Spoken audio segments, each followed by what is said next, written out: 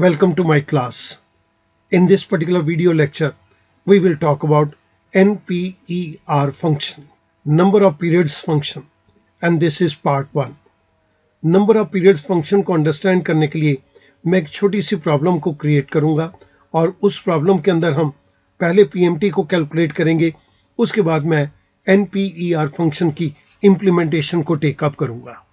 आइएगा एक एग्जाम्पल की मदद से इस NPER फंक्शन को अंडरस्टैंड करते हैं। इस एग्जाम्पल के अंदर सबसे पहले कुछ बेसिक स्ट्रक्चर हमने क्रिएट किया हुआ है so that we do not waste time, और एक NPER फंक्शन को अंडरस्टैंड करने के लिए एक छोटा सा हमने क्वेश्चन फ्रेम किया है। Mister A wants to borrow ₹4 lakh from the bank. The rate of interest on loan amount is 12% per annum. He shall repay borrowed money in 5 years. Calculate EMI. EMI को calculate करने के लिए या equated monthly instalment को calculate करने के लिए हमारे पास एक फंक्शन है PMT। तो पहले मैं आपको बेसिक फैक्टर्स यहाँ पे दे देता हूँ। This is 12%, NPER this is 5 year, present value जो लोन मिस्टर ए बोरो करने जा रहा है that is ₹4 lakh। Future value, ये वैल्यू फ्यूचर में 0 हो जाए, टाइप भी 0, हम मंथ के एंड में पे करेंगे। इक्वेटेड मंथली इंस्टॉलमेंट को कैलकुलेट करने के लिए हमारे पास फंक्शन है PMT। PMT के केस के अंदर सबसे पहला आर्गुमेंट है rate. So C7, in order to convert it into monthly rate, I divide it by 12. Then the next one is NPER, that is the number of periods. तो number of period हमारे पास यहाँ पर 5 है। It is in years, इसको months के अंदर convert करने के लिए मैं 12 से मल्टीप्लाई कर दूंगा।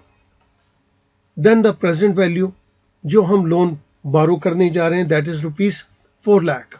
5 साल के बाद जब लोन रीपे हो जाए तो ये वैल्यू 0 रह जाए। So future value is 0। Type the payment shall be made at the end of the period, one more 0, close parenthesis, I press enter. मेरे पास यहाँ पर इक्वेटेड मंथली इंस्टॉलमेंट का अमाउंट आ गया ₹8,897.78। ये तो एक बहुत सिंपल सी कैलकुलेशन थी जो कि हमने कर ली। अब हम यहाँ से अपने मेन फंक्शन NPER की तरफ बढ़ेंगे। तो मैं इस पर्टिकुलर कॉलम के अंदर कुछ बेसिक इंफॉर्मेशन को दे रहा हूं। Rate is 12%। PMT के केस के अंदर this amount is equal to this one F9। Present value that is ₹4 lakh। Future के अंदर ये वैल्यू 0 हो जाए। मैं आपको यहां पर डिस्क्रिप्शन भी दे देता हूं। रेट ऑफ इंटरेस्ट PMT के केस के अंदर this is the installment to be paid. This is the loan amount. This is the target amount. अब यहां पर देखिएगा हमें नंबर ऑफ पीरियड्स नहीं पता। अगर हमें सिर्फ यही इंफॉर्मेशन दी गई होती तो हमने नंबर ऑफ पीरियड्स को कैसे कैलकुलेट करना था। इसके लिए हमारे पास फंक्शन है NPER।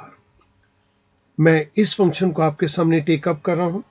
NPER सबसे पहला पैरामीटर है रेट, तो मैं ये रेट दे देता हूं, but this rate is annual so I will divide it by 12 in order to make it monthly. The next argument is PMT. This is PMT J4. The next is present value. This is ₹4 lakh.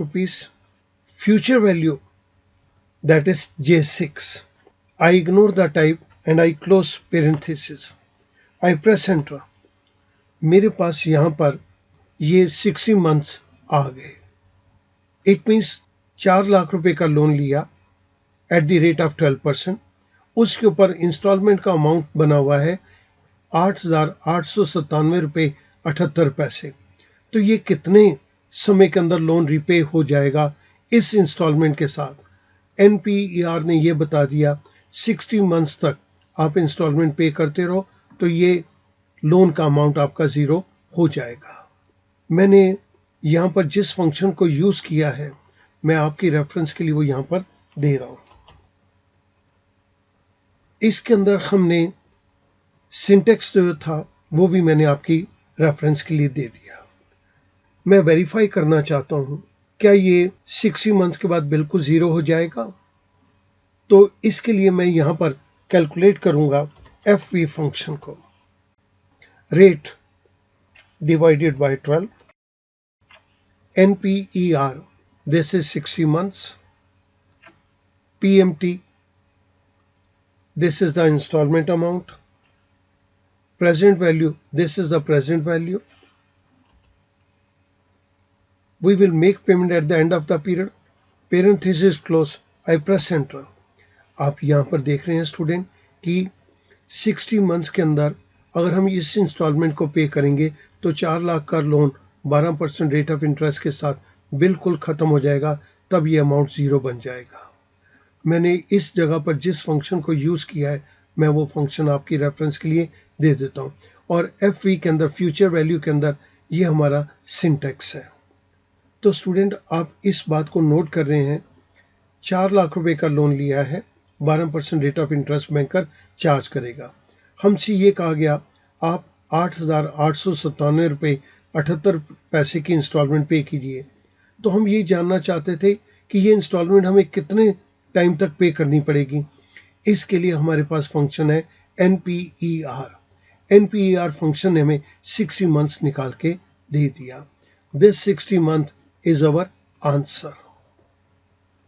So NPER function हमें number of period की जानकारी देता है। Student मेरे ख्याल से इस छोटे से एग्जाम्पल के साथ आप इस NPER को अंडरस्टैंड कर सकते हैं।